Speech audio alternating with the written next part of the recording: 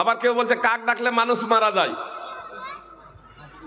অবশ্য রাসূল সাল্লাল্লাহু আলাইহি সাল্লামের যুগে পেঁচার ডাকে অশুভ লক্ষণ মনে করতে, এই জন্য রাসূল সাল্লাল্লাহু আলাইহি সাল্লাম বলছে পেঁচার ডাকে অশুভ লক্ষণ নেই।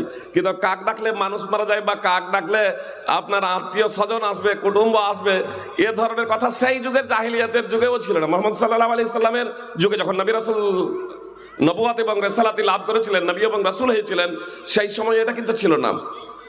তো এই এলাকাতে এখন কি প্রচলিত ভুল আছে, যেগুলো ভুল আছে সেগুলোরই সংস্কার সংশোধন করলে আপনাদের সুবিধা হবে। আমাদের এলাকাতে আছে, আপনাদের এলাকায় এবার নাও থাকতে পারে। কার বাচ্চা ছেলের দাঁত উঠে গেলে ওই দাঁতটাকে নিয়ে, আমাদেরও যখন দাঁত উঠে ছোট ছিলাম তখন বড় ভাই বোনেরা তারা বলতো যে দাঁতটা এঁদুরের গর্তে ফেলে আই পুকুরের পাটালে। তারপরে এঁদুরকে বলবি যে এঁদুর তোর ওই চকচকে দাঁতটা দে আর আমার এই ভাঙা দাঁতটা নে। আপনাদের দিকে আছে নাকি? তো মানে কিছু কিছু কুসংস্কার গুলো ছিল, এসব কুসংস্কার গুলো চলে গেছে। আরে আপনাদের হাতে হাতে এখন অ্যান্ড্রয়েড মোবাইল আছে, যদি ওগুলো পড়েন তাহলেই পেয়ে যাবেন। এসব কুসংস্কারের সাথে ইসলামের কোনো সম্পর্ক নেই, ও থেকে আমাদেরকে বিরত থাকতে হবে। তাহলে ওগুলো বলে লাভ নেই আপনাদের, কি বলছেন? তাহলে নতুন কিছু বলতে হবে।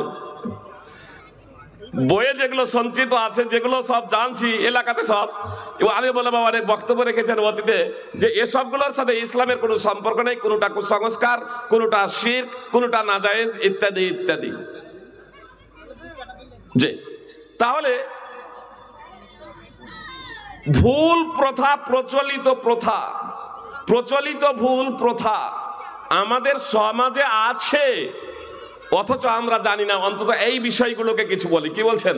তাহলে আমাদের লাভ হবে, আমাদের সংস্কার এবং সংশোধন হবে। আমি আপনাদের সম্মুখে কোরআনের আয়াত তেলাওয়াত করেছি, সূরা আনাম 6 নম্বর সূরার 48 নম্বর আয়াত। আল্লাহ বলছেন, ওয়া মা নুরসিলুল মুরসালিনা ইল্লা মুবাশশিরিনা ওয়া মুনদিরিন ফামান আমানা ওয়া আসলাহা ফালা খাউফুন আলাইহিম ওয়া লা হুম ইয়াহজানুন।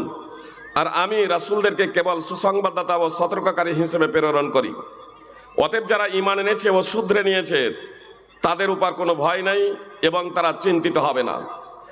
আল্লাহ তাআলা স্পষ্টভাবে জানিয়ে দিলেন নবী ও রাসূলদের প্রেরণের লক্ষ্য এবং উদ্দেশ্য, যে আমি নবী রাসূলদের কেবলমাত্র এর জন্যই প্রেরণ করেছি যে তারা সুসংবাদ দেবে, যারা তাওহীদ অনুযায়ী আল্লাহ তাআলার একত্ববাদে বিশ্বাসী হয়ে, একত্বে বিশ্বাসী হয়ে নিজেকে আল্লাহ তাআলার কাছে সমর্পণ করে তার নবী এবং রাসূলের পদ্ধতি অনুযায়ী জীবনযাপন করেছে, তাকে এ নবী রাসূলগণ সুসংবাদ দেবেন।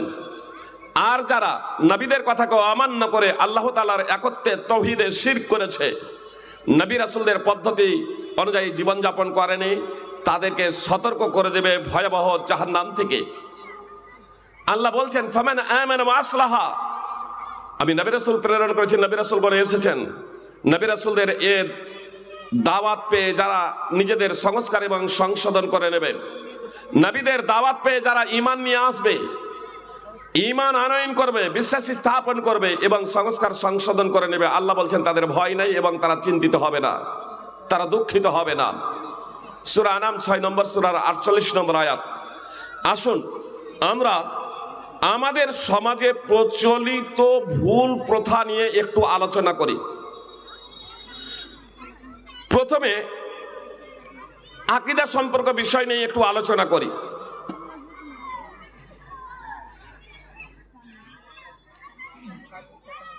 আল্লাহ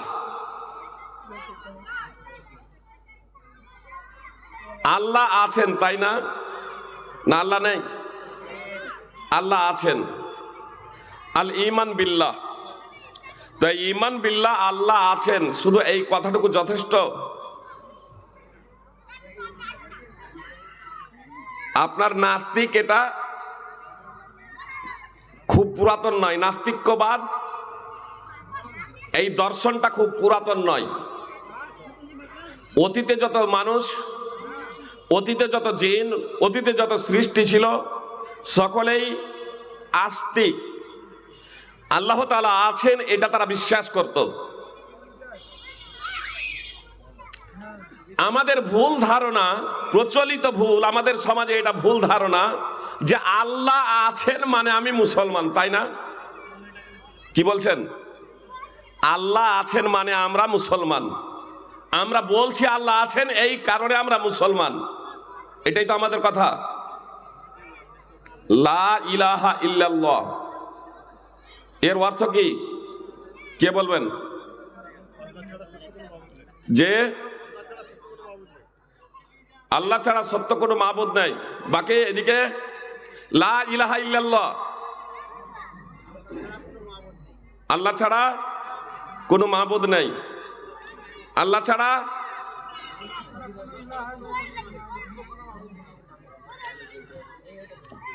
যদি আপনাদেরকে যদি বিভাগ করার যদি সময় যদি থাকতো, তাহলে ভুল সমাজে যে আমাদের ভুল আছে, এই ভুল কথাটাই সিংহভাগ মানুষ পোষণ করেন। সিংহভাগ মানুষ এর অনুবাদ করেন যে আল্লাহ ছাড়া কোনো মাবুদ নেই, আল্লাহ ছাড়া কোনো উপাস্য নেই। এটা হলো আমাদের প্রচলিত ভুল ধারণা। আল্লাহ ছাড়া অনেক মাবুদ উপাস্য আছে না নাই? যার ইবাদত করা হয় সে হলো উপাস্য, যার ইবাদত করা হয় সে হলো মাবুদ। তো পৃথিবীতে অনেক উপাস্য আছে না নাই? আমাদের চতুর্পাশে আমরা দেখতে পাচ্ছি কালী পূজা, দুর্গা পূজা, সরস্বতী পূজা, এদের ইবাদত করা হচ্ছে না হচ্ছে না? এদের উপাসনা করা হচ্ছে না হচ্ছে না? তো আমি যখন এই অনুবাদ করবো লা ইলাহা ইল্লাল্লাহ, আল্লাহ ছাড়া কোনো মাবুদ নাই, আল্লাহ ছাড়া কোনো উপাস্য নাই, তাহলে এটা ভুল হবে না? অনেক আছে আর তারপর আমি বলছি নেই, অবশ্যই এটা ভুল। কেউ কেউ বলেছেন লা ইলাহা ইল্লাল্লাহ, আল্লাহ ছাড়া সত্য কোনো মাবুদ নেই, সত্য কোনো উপাস্য নেই, এটাই হচ্ছে সঠিক কথা। খুব মনোযোগ দিয়ে শুনুন। উপাস্য অনেক আছে, মাবুদ অনেক আছে, মাবুদ অনেক আছে, উপাস্য অনেক আছে, কিন্তু সত্য উপাস্য, সত্য মাবুদ হলো একমাত্র আল্লাহ তাআলা। এটা এই জন্যই যালিকা বিআন্নাল্লাহু হুয়াল হক ওয়া আন্না মা ইয়াদউনা মিন দুনিহি হুয়াল বাতিল। এটা এই জন্যই যে আল্লাহ তাআলাই হলেন চূড়ান্ত সত্য, আর আল্লাহকে বাদ দিয়ে তারা যাদেরকে আহ্বান করে, যাদেরকে ডাকে, তারা হলো বানামাট, তারা হলো কল্পিত, তারা হলো বাতিল, তারা হলো মিথ্যা। সূরা হজ 22 নম্বর সূরার 62 নম্বর আয়াত। তো আল্লাহ তাআলাই হলেন সত্য উপাস্য। আল্লাহ তাআলা আছেন, মুসলমান হওয়ার জন্য কি এই কথা যথেষ্ট? কি বলছেন? আল্লাহ আছেন এই কথাটা বলার জন্য, এই কথাটা বললে কি মুসলমান হওয়ার জন্য যথেষ্ট হবে? আল্লাহ আছেন এ কথাটা আমি বললাম যে আল্লাহ নেই, এটা নতুন দর্শন, অতীতে ছিল না। জিনেরাও এটা বিশ্বাস করে আল্লাহ আছেন। এমনকি ইবলিস শয়তান, সে আস্তিক না নাস্তিক? আস্তিক। ইবলিসও বিশ্বাস করে আল্লাহ আছে, ইবলিসও বিশ্বাস করে। এমনকি যখন ইবলিসকে প্রতারিত করা হলো, ধিক্কার দেওয়া হলো, অভিসম্পাত করা হলো, ইবলিসকে আল্লাহ বললেন, ইবলিস তুই বিতাড়িত হয়ে, লাঞ্ছিত হয়ে, তোর উপরে কিয়ামত পর্যন্ত অভিসম্পাত, লানত, তুই এখান থেকে বের হয়ে যা, এই সম্মানিত স্থানে তোর থাকার কোনো অধিকার নাই। মহা বিপদে পড়েছে ইবলিস। মানুষ মহা বিপদে পড়লে কোথায় যায়? বর্তমানে মানুষ অনেক বিপদে পড়লে মানুষের ভুল প্রথা, বিপদে পড়লে কবরেজের কাছে, জ্যোতিষীর কাছে, মাজারে, বিভিন্ন জায়গায় যায়। তার কারণে এখন বিপদে পড়েছে। ডাক্তার দেখালো, ডাক্তার দেখিয়ে তার আর রোগ ভালো হচ্ছে না, ডাক্তারের মাধ্যমে রোগ ভালো হচ্ছে না, রোগ ধরা পড়ছে না, খুব ট্রিটমেন্ট হয়েছে। এবার কার কাছে ছুটল? মৌলভী সাহেবের কাছে একটু ঝাড়ফুঁক, কবিরাজের কাছে ঝাড়ফুঁক, জ্যোতিষীর কাছে ঝাড়ফুঁক, মাজারে গিয়ে ঝাড়ফুঁক, অনেক চিকিৎসা চালালো, তার সন্তান হয় না। চললো আপনার মাজারে, যদি বাবা একটা ছেলে দেয়, কুসংস্কার আছে না নাই? শুধু সমাজে এগুলো ভুল প্রথাই নয়, এগুলো হচ্ছে শিরক। সুপ্রিয় ভাই এবং বোন, আব্দুল্লাহ ইবনে মাসউদ রাদিয়াল্লাহু তাআলা আনহু একদা তার স্ত্রীর গলায় একটা ধাগা দেখলেন, একটা ধাগা খান দেখার পরে আব্দুল্লাহ ইবনে মাসউদ রাদিয়াল্লাহু তাআলা আনহু ধাগা খান ধরে ছিঁড়ে ফেলে দিলেন। তারপরে বলছেন ইন্নার রুকা ওয়াত তামাইমা ওয়াত্তেওয়ালাতা শিরক। নিশ্চয় কুফরি মন্ত্র দ্বারা ঝাড়ফুঁক করা, অবৈধ কথাবার্তা দ্বারা ঝাড়ফুঁক করা এবং মাদুলি, তাবিজ, তন্ত্র মন্ত্র, জাদু টোনা, এগুলো হলো শিরক। তখন যায়েনব রাদিয়াল্লাহু তাআলা আনহা বলছেন, আব্দুল্লাহ ইবনে মাসউদ রাসূল সাল্লাল্লাহু আলাইহি সাল্লামের উদ্ধৃতি এই কথা বলছেন। তো যায়েনব রাদিয়াল্লাহু তাআলা আনহা বলছেন, আরে আপনি এটা ছিঁড়ে ফেলে দিলেন। আমি এই ধাগাটাই একজন ইহুদির কাছে পড়ে নিয়েছিলাম, আর যখনই এই ধাগাটা আমি পড়ে নিয়ে গলায় বেঁধেছি তো আমার চোখের যন্ত্রণা দূর হয়ে গেছে। আস্থা তার হয়েছে না হয়নি? এখান থেকে কি বোঝা গেল? তার চোখের ব্যথা দূর হয়ে গেছে। তার চোখের ব্যথা দূর হয়ে গেছে। একটা বাতিল জিনিস, একটা শিরক জিনিস যখন কোনো জায়গাতে কাজ হয়ে যায়, সন্তান হয় না, যখন মাজারে গেল তখন সন্তান হয়ে গেল, যে মাজারে গেল বা সাধু বাবার কাছে গেল সন্তান হয়ে গেল, জ্যোতিষীর কাছে গেল সন্তান হয়ে গেল। কিভাবে সন্তান হয়ে যায় আমাকে জিজ্ঞেস করবেন না। কত বাবার ধর্ষণ কেলেঙ্কারি আজ প্রকাশ্যভাবে এসেছে, আপনারাও অবগত আছেন। যে আসারাম বাপু, রাম রহিম, আরো কত কি আপনার গির্জা, চার্চ, সাধু বাবারা মন্দিরে কত কি করেন, তার ইয়ত্তা নেই, তার সীমা নেই। আমি নাম নিচ্ছি না, শুধু দৃষ্টান্ত দিচ্ছি। মুসলমান হয়েছেন, বিশ্বের 5 জন ভগবানের মধ্যে একজন ভগবান ছিলেন যাদেরকে মানুষ ভগবান মনে করে। তো তিনি মুসলমান হয়ে গিয়েছেন।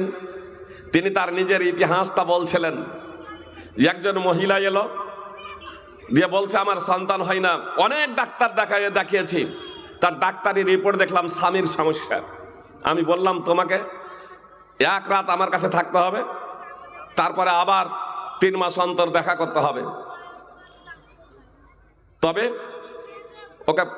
ও রাজি হলো, বলল ঋতু হবার 10-12 দিন পরে ভালো হওয়ার, ঋতু হওয়া থেকে ভালো হওয়ার পরে 10-12 দিন পরে তুমি আমার কাছে আসবে, আর আমার সাথে রাত তোমাকে কাটাতে হবে, তোমার সন্তান হবে। বলে সমস্যাটা তো ছিল স্বামীর, সমস্যাটা তো এর না, তো আমার সাথে রাত্রি যাপন করলে তার সন্তান হবে না। পরবর্তীতে সেই ভদ্রলোক মুসলমান হয়ে গিয়েছেন। একটি বই লিখেছেন, এক খোদা ইনসান বান গিয়া। তিনি নিজেই বলছিলেন, ডাইরেক্ট তার মুখ থেকে এই কথা শোনা। সুপ্রিয় ভাই এবং বোন, বাতিল পদ্ধতি অবলম্বন করলে কখনো কখনো যে সন্তান হয়, এর জ্বলন্ত প্রমাণ আপনার যায়েনব রাদিয়াল্লাহু তাআলা আনহা একটা ধাগা পড়ে নিয়েছেন ইহুদির কাছে, চোখে যন্ত্রণা ছিল, চোখের যন্ত্রণা দূর হয়ে গেছে। আব্দুল্লাহ ইবনে মাসউদ রাদিয়াল্লাহু তাআলা আনহু বলছেন, আসলে তোমার চোখে যন্ত্রণা ছিল না। তার স্ত্রী যায়েনব বলছেন চোখে যন্ত্রণা হচ্ছিল, ধাগা পড়ে নিয়েছি, ভালো হয়ে গেছে। আর আব্দুল্লাহ ইবনে মাসউদ রাদিয়াল্লাহু তাআলা আনহু বলছেন তোমার চোখে যন্ত্রণা ছিল না। তো মিথ্যা কথা বলছেন? জি না, মিথ্যা কথা না। আব্দুল্লাহ ইবনে মাসউদ বললেন, শোনো, আসলে তোমার চোখে শয়তানে ঘোঁচা দিচ্ছিল, এজন্য তোমার চোখে ব্যথাটা হচ্ছিল। আর তুমি নিজেই যখন শয়তানি কর্ম করতে শুরু করে দিয়েছো, ওই যে তুমি ধাগা বেঁধে নিয়েছো, শয়তানি এটা কর্ম, এটা হলো শিরক। তুমি যখন নিজেই শিরক করতে শুরু করে দিয়েছো, তখন শয়তান তোমার কাছ থেকে চলে গিয়েছে যে অন্যদেরকে বিভ্রান্ত করি। শয়তান তোমার কাছ থেকে চলে গিয়েছে, ফলে তোমার চোখের ব্যথা দূর হয়ে গেছে। তুমি এই বাতিল পদ্ধতি অবলম্বন না করে তুমি যদি সঠিক পদ্ধতি অবলম্বন করতে, নবী সাল্লাল্লাহু আলাইহি সাল্লামের এই দুয়াটি, আযহিবিল বাস রব্বান নাস ইশফি আনতা শাফি লা শিফা ইল্লা শিফাউকা শিফা লা ইয়াগাদিরু সাকামা, তাহলে তোমার ব্যথা দূর, শয়তান চলে যেত, তোমার ব্যথা দূর হয়ে যেত। সুনানে আবি দাউদ হাদিস নম্বর 3883। তো মানুষ যখন বিপদে পড়ে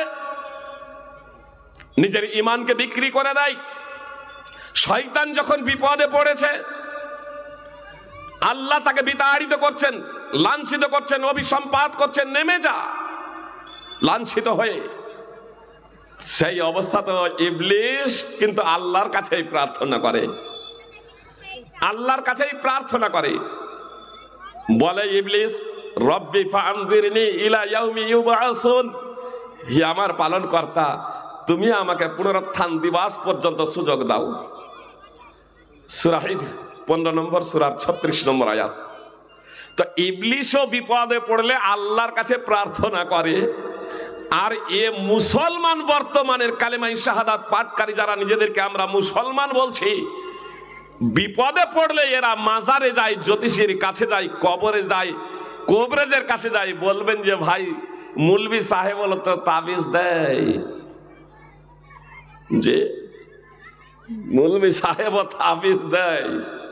সূরা তওবা 9 নম্বর সূরার 34 নম্বর আয়াত। মুলবি সাহেব আপনি চিনতেই ভুল করেছেন।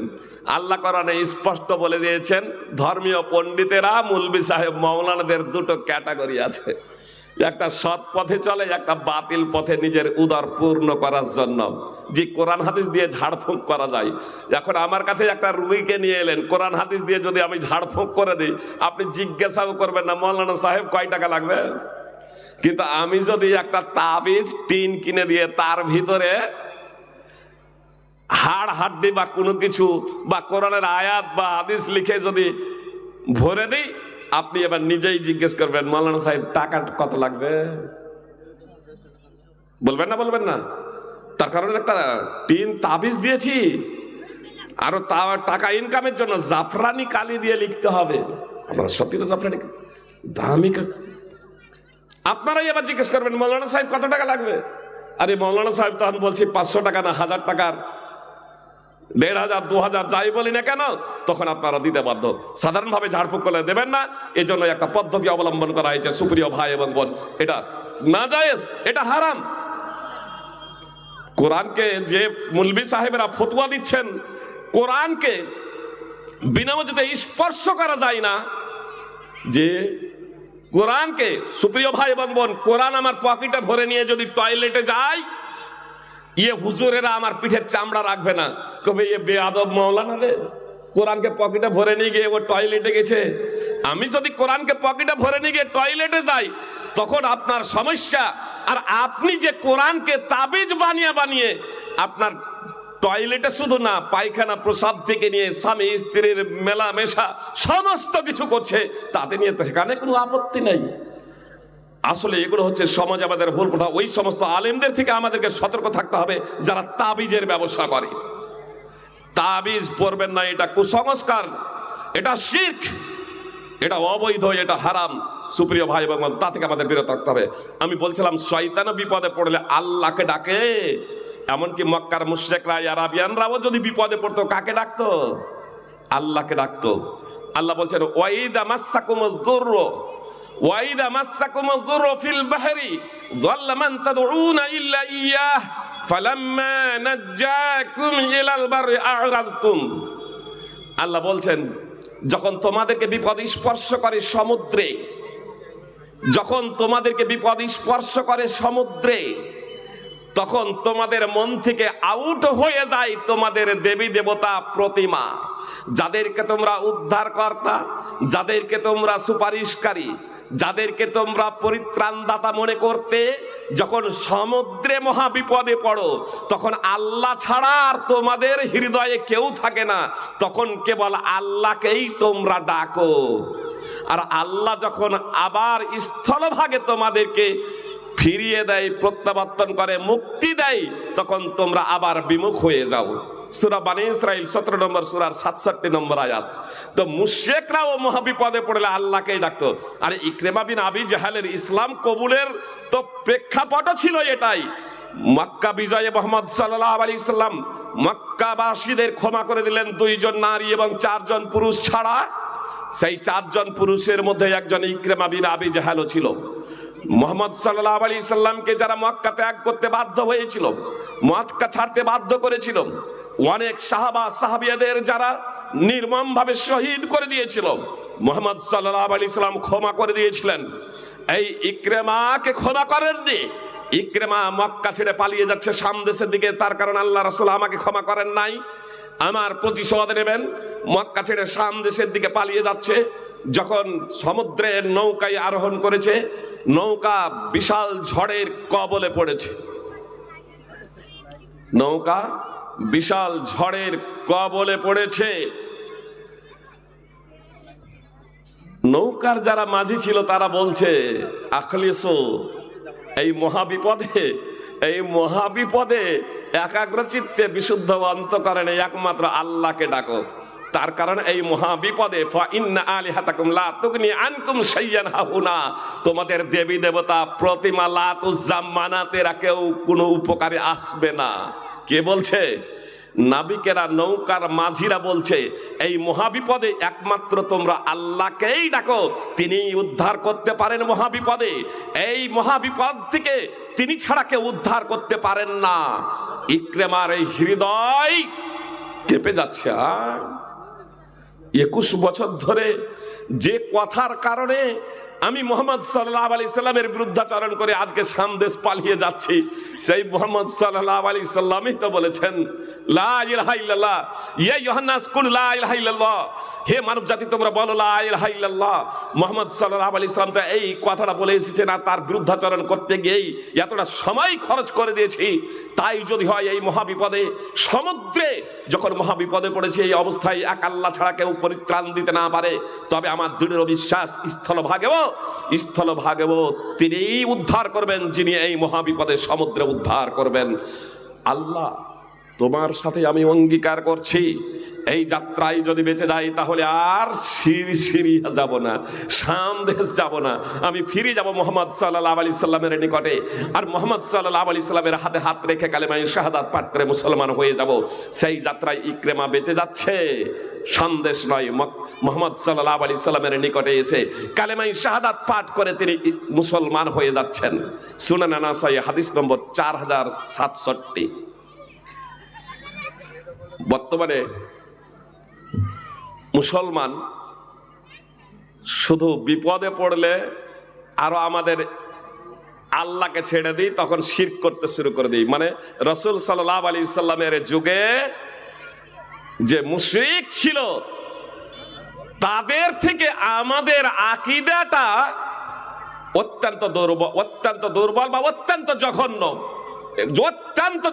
সুপ্রিয় ভাই এবং বোন, কথা খুব মনোযোগ দিয়ে শুনুন। প্রচলিত ভুল যেগুলোকে আমরা আজ ভুলই মনে করি না।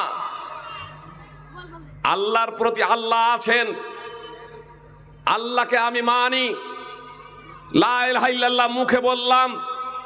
লা ইলাহা ইল্লাল্লাহর তাৎপর্য কি? আল ঈমান বিল্লাহ এর তাৎপর্য কি আমি বুঝি না, আমি জানি না। সুপ্রিয় ভাই এবং বোন, শুধু এই লা ইলাহা ইল্লাল্লাহ মৌখিক ভাবে না জেনে শুনে পাঠ করলে কোনো লাভ দেবে না, সূরা যুখরুফ 43 নম্বর সূরার 86 নম্বর আয়াত তাফসীর সহ দ্রষ্টব্য। উসমান বিন আফফান রাদিয়াল্লাহু তাআলা আনহু সূত্রে বর্ণিত সহিহ মুসলিমের হাদিস, রাসূল সাল্লাল্লাহু আলাইহি সাল্লাম বলেছেন, মান মাতা ওয়া হুয়া ইয়ালামু আন্নাহু লা ইলাহা ইল্লাল্লাহ দাখালাল জান্নাহ। যে ব্যক্তি মৃত্যুবরণ করবে এই অবস্থায় যে সে জানে আল্লাহ ছাড়া সত্য কোনো উপাস্য নেই, সে জান্নাতে যাবে।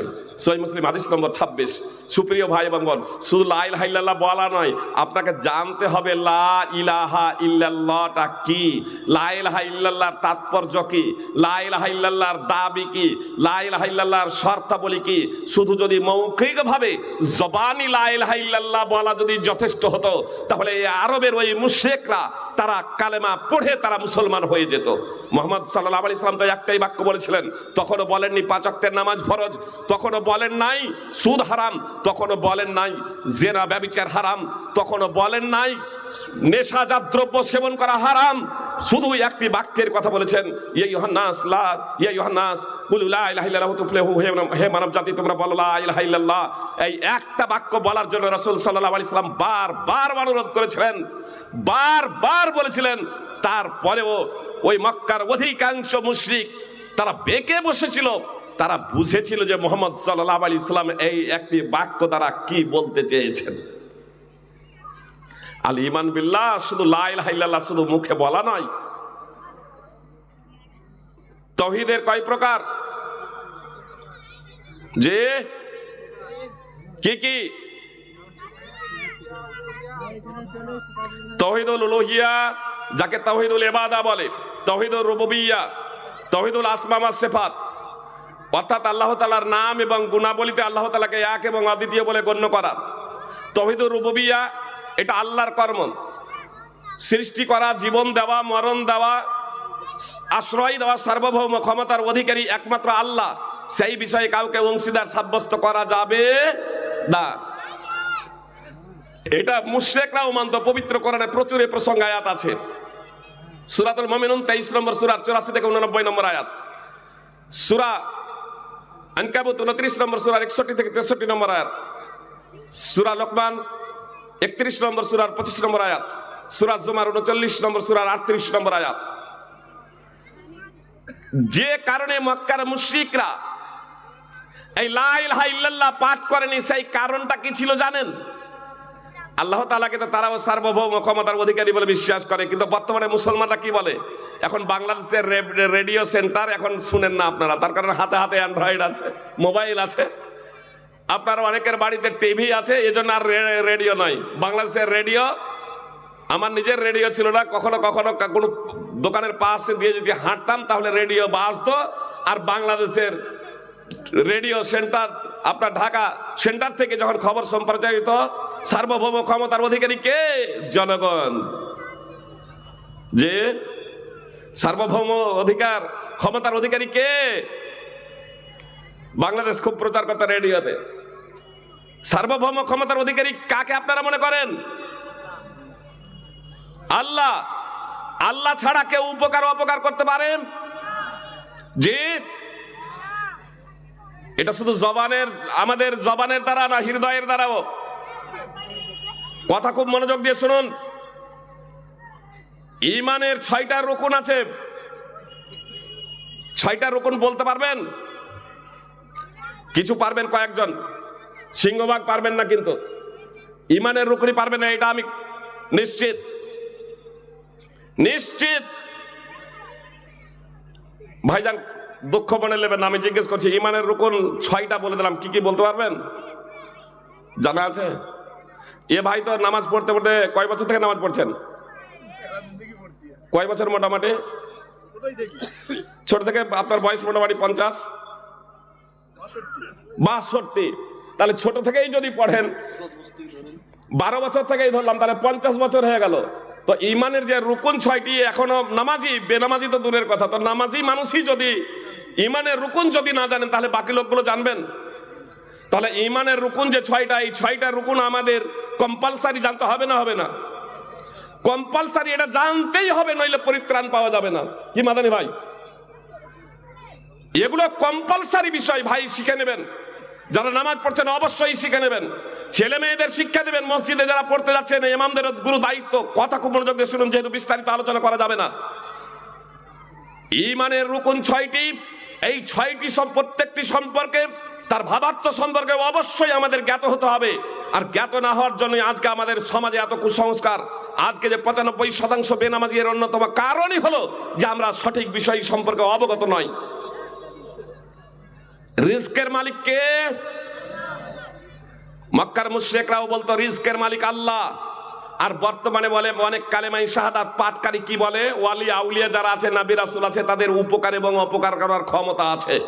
দেখবেন বিভিন্ন মাজারে লেখা আছে আপনার সাইনবোর্ড, দাতা বাবা। গাড়িতেও দেখবেন দাতা বাবা, যে দাতা বাবা।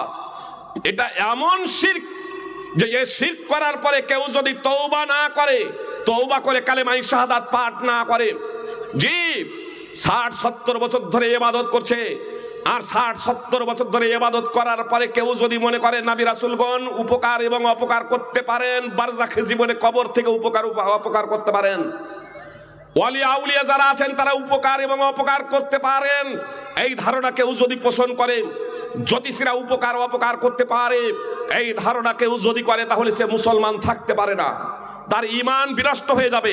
60-70 বছরের যে সমস্ত ইবাদত আছে, সমস্ত ইবাদতই তার বিনষ্ট হয়ে যাবে।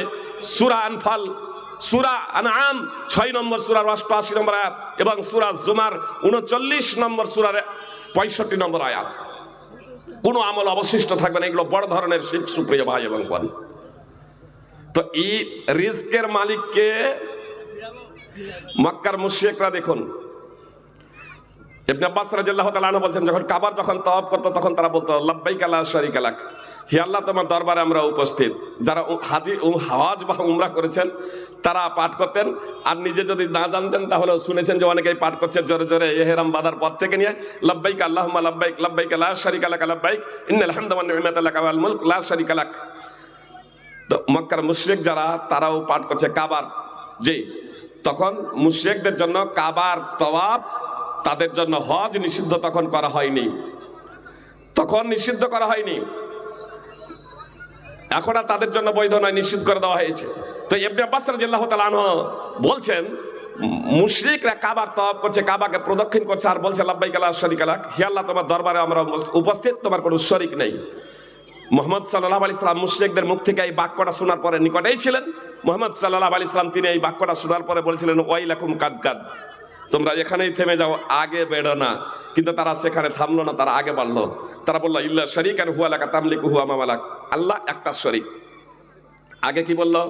আল্লাহ তোমার কোনো শরীক নাই, তোমার কোনো অংশীদার নাই, তোমার কোনো পার্টনারশিপ নাই, তুমি এক এবং অদ্বিতীয়। তারপর কি বলছে?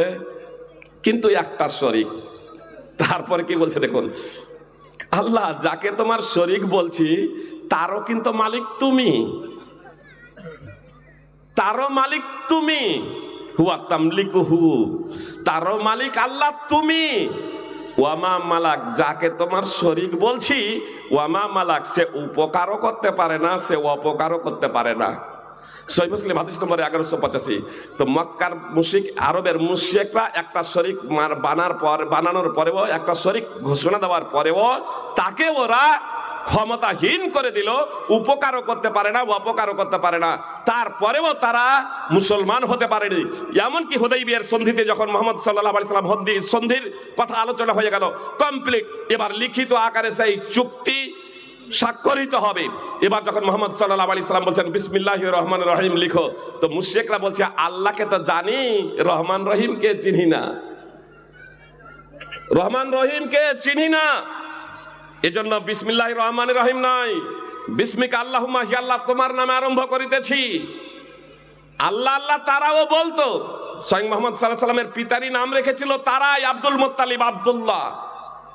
তো আল্লাহ বলতো, আল্লাহর বান্দা, কিন্তু রহমান এবং রহিম সম্পর্কে তারা অবগত ছিল না। এজন্য বলছে আল্লাহর পাশে রহমান আর রহিম কে? এটা এই গুণাবলীগুলোকে, বিশেষণগুলোকে তারা মনে করলো অন্য কোনো সত্তা দিয়ে, বলছে রহমান এবং রহিম, এটা আমরা মানতে পারবো না, এটা বসানো যাবে না আল্লাহর পাশে। শেষ পর্যন্ত মুহাম্মদ সাল্লাল্লাহু আলাইহি সাল্লাম কেটে দিতে বলেছিলেন ওই রহমান এবং রহিম এটাকে, যে রহমান রহিমকে কেটে দিয়ে লেখা হোক বিসমিকা আল্লাহুম্মা, হে আল্লাহ তোমার নামে আমি আরম্ভ করিতেছি। তো মক্কার মুশরিক তাদের এই আকীদার কারণেও তারা মুসলমান হতে পারেনি, লা ইলাহা ইল্লাল্লাহকে জেনে বুঝে অধ্যয়ন করেনি এবং তার দাবিকে পূর্ণ করেনি বলে। সুপ্রিয় ভাই এবং বোন, বর্তমানের অনেক কালেমাধারীর আকীদা থেকেও তাদের আকীদা ভালো থাকা সত্ত্বেও তারা মুসলমান হতে পারেনি। আপনি কোন দলিলের মানদণ্ডে আপনি মুসলমান? আপনি জানেন না ইসলাম কি? আপনি জানেন না আল্লাহকে? আপনি জানেন না রাসূল সাল্লাল্লাহু আলাইহি সাল্লামের পরিচিত কি? আপনি জানেন না কোরআনের পরিচিতি? কোরআন সম্পর্কে আপনি অবগত নন, কিসের ভিত্তিতে আপনি মুসলমান? সময় নেই বিস্তারিত আলোচনা করার, খুব সংক্ষেপে কথা বলি। আসুন, যদি আপনার এই ধারণা হয় মুসলমান ঘরে জন্মেছি আমরা মুসলমান, এটাও একটা ভুল প্রথা। হিন্দুদের মধ্যে ব্রাহ্মণের ঘরে যে জন্মেছে সে ব্রাহ্মণ, সে যতই বড় মূর্খ হোক না কেন, যতই বড় মূর্খ হোক না কেন, তার কারণ তারা ওইভাবে মন্ত্র রচনা করেছে। সময় নাই, যে মন্ত্র রচনা করেছে আছে অবিদ্যাংশ বিদ্যাংশ ব্রাহ্মণ দৈবতং মহৎ, সময় নাই ও সব বলার। ব্রাহ্মণ শিক্ষিতই হোক আর অশিক্ষিতই হোক, সে মহান দেবতা। তার কারণ ব্রাহ্মণ হস্য মুখবাসী ধরজান্না কৃতা অরুতদস্য যদ্বৈশ্বপদ ভ্যাংশদ্র অজায়াত, ঋগ্বেদ অথর্ববেদ বিভিন্ন জায়গাতে আছে, রেফারেন্স আর দিচ্ছি না, সময় নেব সব বলার। ব্রাহ্মণ মুখ থেকে যেহেতু সৃষ্টি হয়েছে, ক্ষত্রিয় বাহু থেকে, বৈশ্য উরু থেকে, আর শূদ্র পা থেকে, এজন্য শূদ্র আজীবন দাসত্ব করবে এই তিন শ্রেণীর, এটা জন্মগতভাবেই। আজকে আমাদের মুসলমানদের ধারণা হয়েছে আমরা যেহেতু মুসলমান ঘরে জন্মগ্রহণ করেছি আমরা মুসলমান। কি বলছেন? লা ইলাহা ইল্লাল্লাহ জানে না। দক্ষিণ দিনাজপুরে বিয়ের সময় মুলবি সাহেব বিয়ে পড়াবেন, তার আগে তাকে দেখছি তো কালেমা পড়াচ্ছেন, বলছে বলেন আশহাদু আল্লা ইলাহা ইল্লাল্লাহ ওয়া আশহাদু আন্না মুহাম্মাদান আবদুহু ওয়া রাসূলুহু। প্রশ্ন এসেছিল এই সব সভাতে যে বলা যাবে যে না, আমি কেন ওকে বিয়ের সময় একে কালেমা কেন? বলেন ভাইজি সাহেব আসলে কালেমা জানে না যে। আমি যে বেশ, তাহলে মেয়েটা যদি নামাজি হয় একে কালেমা পড়িয়ে একে নামাজ পড়াতে হবে। কালেমা শাহাদাতের মাধ্যমে মুসলমান হলে এবার নামাজ পড়বেন, বেশ ভালো কথা, কোনো সমস্যা নেই। এখানে কোনো এই দৃষ্টিকোণ থেকে সমস্যা নেই, তার কারণ মুসলমান কাফের মুশরিকের সাথে তো বিয়ে বৈধ নয়। মুসলমান মেয়ে বা মুসলমান ছেলে তখন কালেমা পড়েছেন, ঠিক আছে, কোনো সমস্যা নেই। আচ্ছা আমাকে বলেন তো, ওই ছেলে বা মেয়েটা যাদের বিয়ে পড়াচ্ছেন, ওই বিয়ের আগে মুহূর্তে যদি মারা যেত, মানে আমাদের দেশে সাধারণত বিয়ে হয় মেয়েদের 18 বয়স হলে আর ছেলেদের 22-21, তাহলে ছেলেদের 20 বয়সে যদি মৃত্যু হয়ে যায় আর মেয়েদের যদি 17 বছর বয়সে মৃত্যু হয়ে যায়, সাবালক সাবালিকা হয়ে গেছে, সকলের ঐক্যমতেই তার জানাজার নামাজ পড়বেন না? বুঝলে, সেটা তো আমরা করে থাকি। আমি কেন? আল্লাহ তাআলা তার নবীকে বলছেন যে ক্ষমা প্রার্থনা করা বৈধ নয় তোমার নিকট আত্মীয় হলেও, না নবীর জন্য, না ইমানদারদের জন্য, মুসলমানদের জন্য। সূরা তাওবা 9 নম্বর সূরার 113 নম্বর আয়াত। আর আপনি কিভাবে ওই বেনামাজি যাকে কালেমা পড়াতে হচ্ছে মুসলমান বানানোর জন্য বিয়ের সময়, সে যদি মারা যেত কালেমা পড়ার আগে, তার জানাজার নামাজ পড়েন কি করে, বলেন কি করে আল্লাহুম্মা গফির লিহাইয়িনা ওয়া মাইয়িতিনা, যেখানে ক্ষমা প্রার্থনা করা না জায়েজ, আল্লাহ বলছেন ক্ষমা প্রার্থনা করা বৈধ নয়, সেখানে আপনি কি করে করেন? নূহ আলাইহিস সালাম তার পুত্রের জন্য আল্লাহর কাছে প্রার্থনা করেছিলেন, তো আল্লাহ তাআলা স্পষ্টভাবে বললেন ইন্নাহু লাইসা মিন আহলিক, সে তোমার পরিবার বর্গের অন্তর্ভুক্ত নয়। ইন্নাহু আমালুন গায়রু সালিহ, এর দুটো ব্যাখ্যা। একটা হচ্ছে সে অসৎ কর্মপরায়ণশীল, সে ভালো কাজ করেনি, সে কুফরি করেছে, সে শিরক করেছে, সে তোমার অবাধ্য হয়েছে, আল্লাহ তাআলার কথা বিশ্বাস নয়, একটা অর্থ। আর দ্বিতীয় অর্থ হচ্ছে তুমি যে এটা আমার পরিবার বর্গের অন্তর্ভুক্ত বলছো, তো তোমার এই কথাটা ভালো নয়, এই কথাটা তোমার সঠিক নয়। আর এই আয়াতের শেষে গিয়ে যে উপদেশ আছে, আল্লাহ বলছেন আমি তোমাকে উপদেশ দিচ্ছি যাতে তুমি অজ্ঞদের, জাহিলদের অন্তর্ভুক্ত না হয়ে যাও। পরিশেষে নূহ আলাইহিস সালাম আল্লাহর কাছে ক্ষমা প্রার্থনা করছেন। সূরা হুদ 11 নম্বর সূরার 45 থেকে 47 নম্বর আয়াত, তাফসীর সহ দ্রষ্টব্য। সুপ্রিয় ভাই এবং বোন, যে ইমানদার নয় তার জন্য ক্ষমা প্রার্থনা করা যাবে না। যারা ইমানদার নয়, বেঁচে আছে, তাদের হেদায়েতের জন্য আপনি দোয়া করবেন, কিন্তু তার ক্ষমা প্রার্থনার জন্য দোয়া করা যাবে না। তো মুসলমান ঘরে জন্মগ্রহণ করলে মুসলমান হবে, এটা ভুল ধারণা, বুঝতে পেরেছেন? কথা খুব কয়েকটি আমি পয়েন্টে আলোচনা করব, একবারে খুব সহজভাবে বলে দিই। যে কোনো ঘরে মানুষ জন্মগ্রহণ করুক, সে মুসলিম হিসেবে জন্মগ্রহণ করে, ফিতরাতের উপরে জন্মগ্রহণ করে, অর্থাৎ তৌহিদের উপরে, একত্বের উপরে, এক কথায় মুসলিম হিসেবে সে জন্মগ্রহণ করে। মুত্তাফাক আলাইহি হাদিস, সহিহ বুখারী হাদিস নম্বর 1385। আর এটা যে একত্ব তথা দ্বীন তথা তৌহিদ, এক কথায় সে মুসলিম, হাদিসে কুদসি দ্বারাও এটা প্রমাণিত। আল্লাহ বলছেন ইন্নী খলাকতু ইবাদি হুনাফা কুল্লাহুম ওয়া ইন্নাহুম আতাতুহুমুশ শায়াতিন ফাজতালাতুহুম আন দীনিহিম, সহিহ মুসলিম হাদিস নম্বর 2865। আল্লাহ বলছেন আমি আমার সমস্ত বান্দাকে আমার একনিষ্ঠ করে, আমার অভিমুখ করে আমি সৃষ্টি করেছিলাম, শয়তানগুলো তাদের কাছে গেল আর তাদেরকে তাদের দ্বীন থেকে বিচ্যুত করে দিল, তাদেরকে তাদের দ্বীন থেকে, তাদের ধর্ম থেকে, ধর্ম ইসলাম থেকে বিচ্যুত করে দিল। প্রত্যেকের জন্ম প্রক্রিয়া, প্রত্যেকের জন্ম পদ্ধতি এক কথায় আমরা মুসলিম ছিলাম। যদি ওই শিশু অবস্থায় মারা যেতাম তাহলে আমরা জান্নাতে যেতাম, শিশু অবস্থায় মারা গেলে জান্নাতে যেতাম। আর সাবালক সাবালিকা হয়ে যাওয়ার পরে যে শিশুদের যদি বোধশক্তি হয়ে যায়, বোধশক্তির পরেও তারা যদি শিরক এবং কুফর করতে শুরু করে, সেটাও পাপ হিসেবে গণ্য হবে। সুপ্রিয় ভাই এবং বোন, যদিও আপনার সাবালকত্বে না পৌঁছায়, একবারে শিশু অবস্থায় মারা গেলে জান্নাতে যাবে। সহিহ বুখারী হাদিস নম্বর।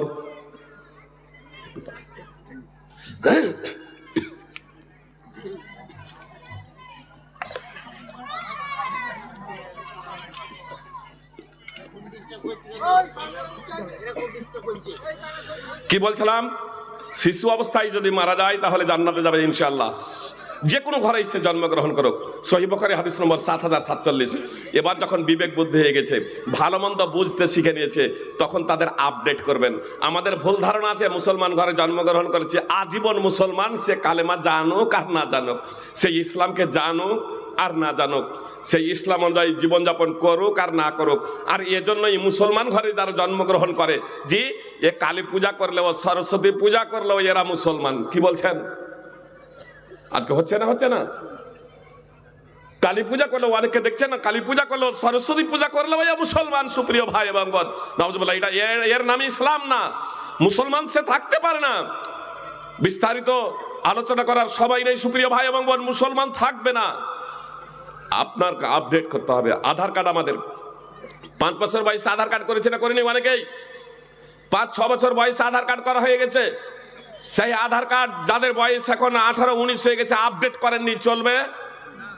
ব্যাংকে যাবেন, অফিস আদালতে যাবেন, সেই আধার কার্ড অচল। আপনাকে আধার কার্ড আপডেট করতে হবে সাবালক হওয়ার সাথে সাথে। যে যেমন 15 বছর হয়ে যাবেন, আধার কার্ড আপডেট করতে হবে। এটা সরকারি সার্কুলার। ইব্রাহিম আলাইহিস সালাম আল্লাহ তাআলা বলছেন, ইদ ক্বালা লাহু রাব্বুহু আসলিম ক্বালা আসলামতু লিরাব্বিল আলামিন।